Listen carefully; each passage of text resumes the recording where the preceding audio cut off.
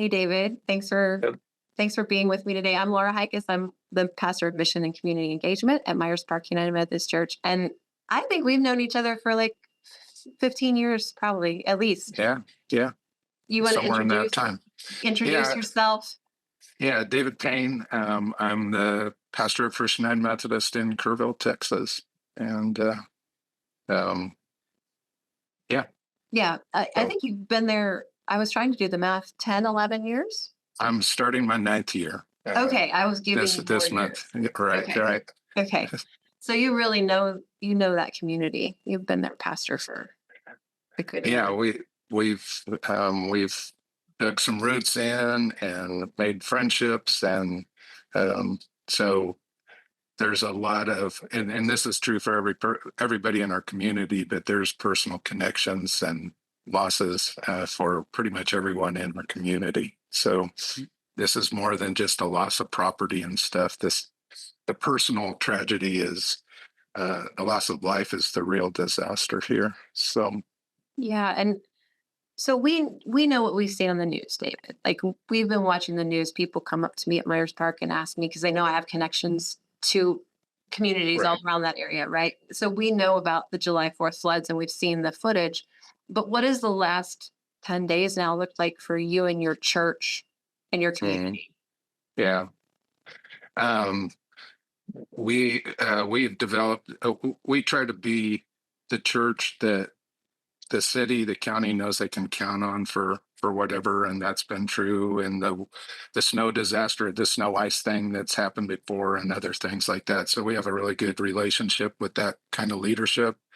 And so this started 6:30 Fourth of July morning with a phone call of from the fire chief. We need a shelter open, and at that point, really didn't understand what that meant. I've got a great staff team and outreach team here, so made a couple texts, headed down, opened, and within a half an hour, we had sopping wet, hurt, damaged folks um, that had lost family members and watched their whole family go down in the trailer with them. And most of those ended up going to the hospital afterwards. And just through the day, we started to see uh, the immensity of what was happening. Um, there's a lot of confusion in an event like this. And so what you think you're going to do changes 30 minutes later. And so we've just been trying to uh, whatever's asked of us, we're going to figure it out. We're going to find a way to do what you're asking. And our community, our church, my staff has been doing that. And so that's this last weekend. The shelter that we had closed, and so we've had a chance to take a breath. Um, but that allows the emotional side of that to start to settle in too. I've got some Yeah. I've got some counselors and chaplains from MHM that are coming up to meet with my staff this afternoon, um, just to give them a little place to offload some grief and things like that. And yeah, so Yeah. that's what our ministry looks like right now. Is Yeah. Thank you. I just knowing you, I knew that your church would be at the heart of it, but the fact that at 6:30 they know they can call you the community leaders is a powerful testimony to where we're going right. to be. Yeah. Yeah. Um, I wanted to ask this later, but um, just talking about the emotional toll, is that something we could pray for y'all for? Oh, absolutely. Two of the hardest worship services. Well, we do three a day, three a Sunday, but two of the hardest Sundays I've preached is last Sunday and this Sunday. Um, um, and we talked yesterday in church about grief and about bearing one another's burdens and about being gentle with one another. Ironically, we had been in a series leading up to this about the one another passages in the New Testament. And so they've become very applicable and very necessary.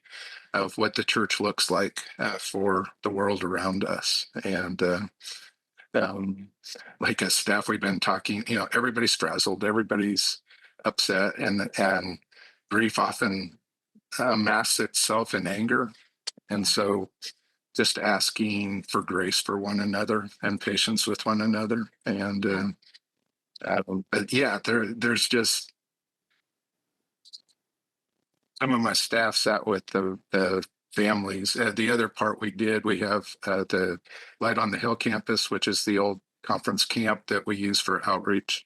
And so the families of the missing Mystic girls, we hosted them because they needed them sequestered where they could be protected by police and reporters and everything. And so some of our staff just spent time over there just listening to the stories and stuff. And so you can imagine, that's a heavy load to bear, and things you don't want to hear, and the raw emotion of all that and kind of stuff. So um, it's paid a toll. We're trying to hold one another accountable to, you need to go home today. We'll cover your stuff and try to rotate that around. Because we got a long road ahead of us. So this is just the beginning. But Well, we're far away, but when you feel alone, we're going to be praying for you. We're going to be praying yeah, for you as you stand in the gap, and have God there with you. well, But thank you. you said it's a long road, and it is, and you're going Yeah, to be there for the long haul. So, well, let me start with this. I've always thought money is the best gift you can send to a church that's right in the thick of it.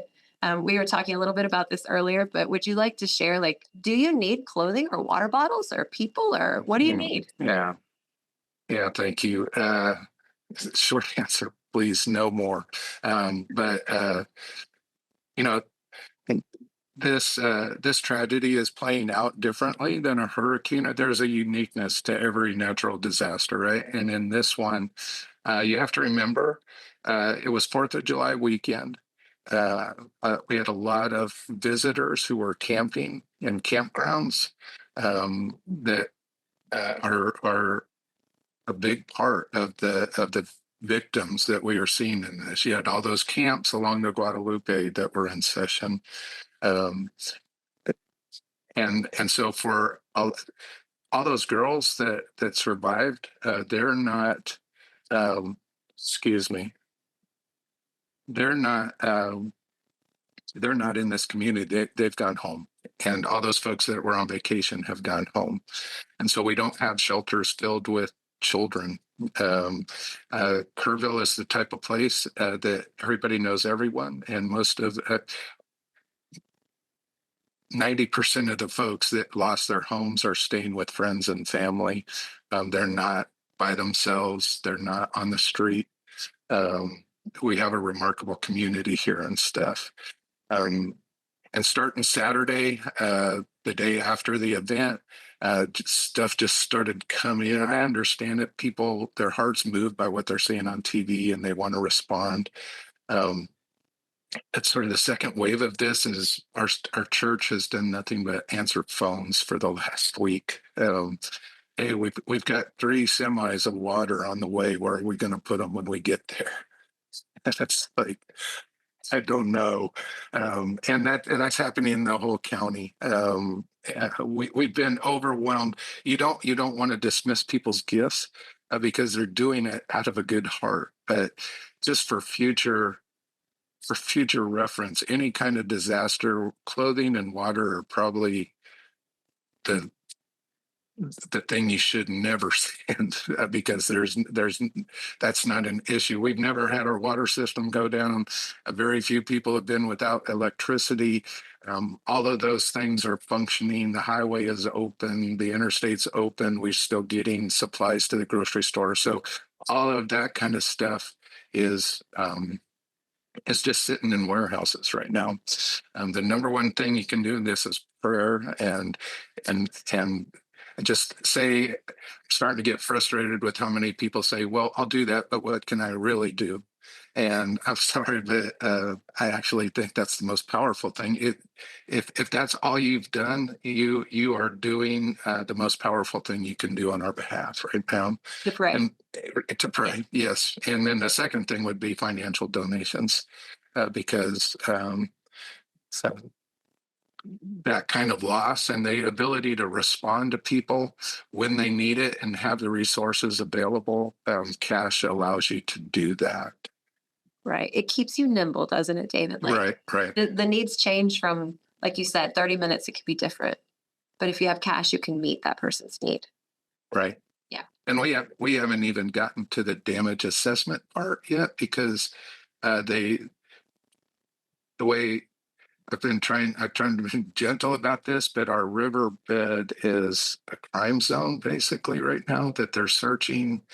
And it's been raining all night again, and it's flooding again, which means they're going to have to start over again tomorrow. And so all of that other stuff has been put on hold because we're dealing with trying to get families closure on stuff. But as those needs start to develop, the financial gifts allow us to immediately address those with folks and get them headed in the right direction. Yeah.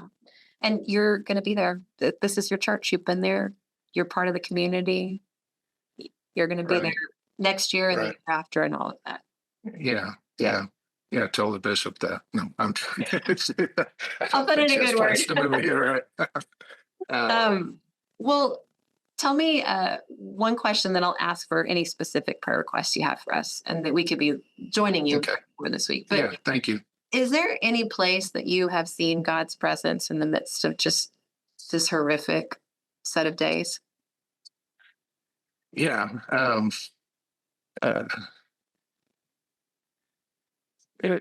Lots. I'm just trying to think of stories that aren't going to make me break down, but just the outpouring of emotion. I was sharing with you, we've been doing a one another series in the church and talking about how the church should be acting within the church and outside the church.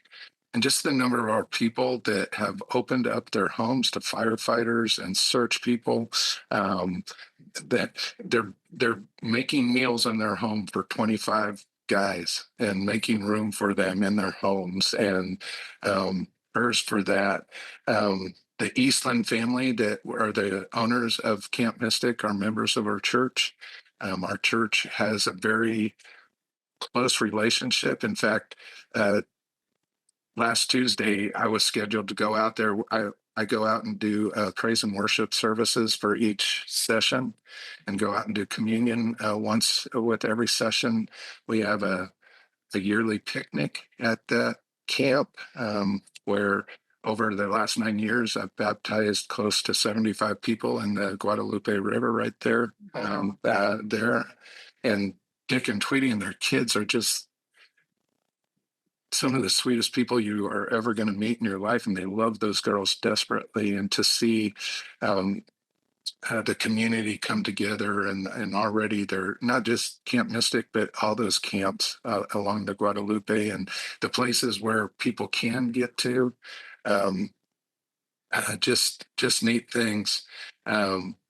These organizations that come in. Uh, Mercy Chefs is one of Yeah, those. they're good. Yeah. And they're just awesome and good people, and will do whatever they can. We've experienced the worst, like of the human experience, but we're also getting to see the best of the human experience as well in that. And just our worship service yesterday, both me and our accompaniment, we sort of stripped down and just tried to go raw and real. And so it was basically me preaching and leading a prayer, and her playing piano and singing for us. And both of us were worried if we were going to be able to get through the service. And the Holy Spirit just took a hold of it and used the music and the words in a powerful way. And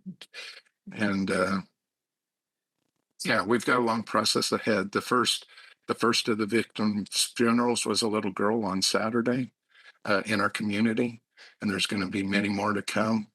And that's a toll Yeah. on the churches and the people. as well. Yeah. So And the those are, I pastor. mean, for strength, for perseverance, for healing, for the mental well-being of people.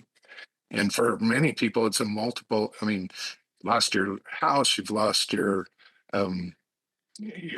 place to live, you've lost a family member, you've had even whole families that are gone now. So, and prayer and healing and grace and uh,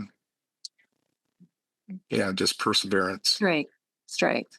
Yeah, yeah, Yeah. We will be, and we have been. I So, know. so if you can say that to your people that this not just our church, but there's churches all across the nation that I know are holding you in prayer, but we now know how to specifically pray for you, and we will be. And So, yeah, go ahead. well, number one, I just want to say thank you. I wish I could respond to every one of you. And pastors, let me give you a lesson that I'm going to take now. The best messages I get are please don't worry about responding to this, but know that we're praying for you, or our church took up a collection, it's coming. But more importantly, just know we are holding you and your community. That's just awesome. And that's been from all over the nation, even from Canada and England and other places. It's just awesome. Those little notes of encouragement, and just to know um, that through I've got some pastor friends that just don't understand the power of that, and that that our connection when put in action like this is a powerful thing. And Yeah. so I'm very grateful for it. So anybody who can send a text message that says you don't need to respond. Yeah, or an email or whatever it is. Yeah.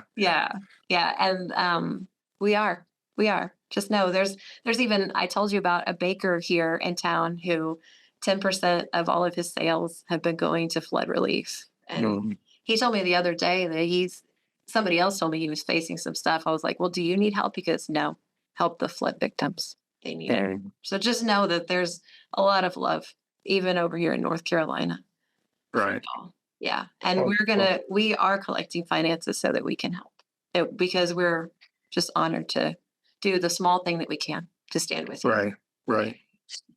Well, I know, I mean, your area's had its things too, right? And so you know what it's like, and that's right. Yeah. So we appreciate that. Yeah. And thank you for your time. I know it's precious. And thanks for being a partner in ministry, David. I appreciate it. Well, thank you. And again, just prayer is the most valuable thing you can do. And I know you are, and just keep it up. We will. Thank you. Okay.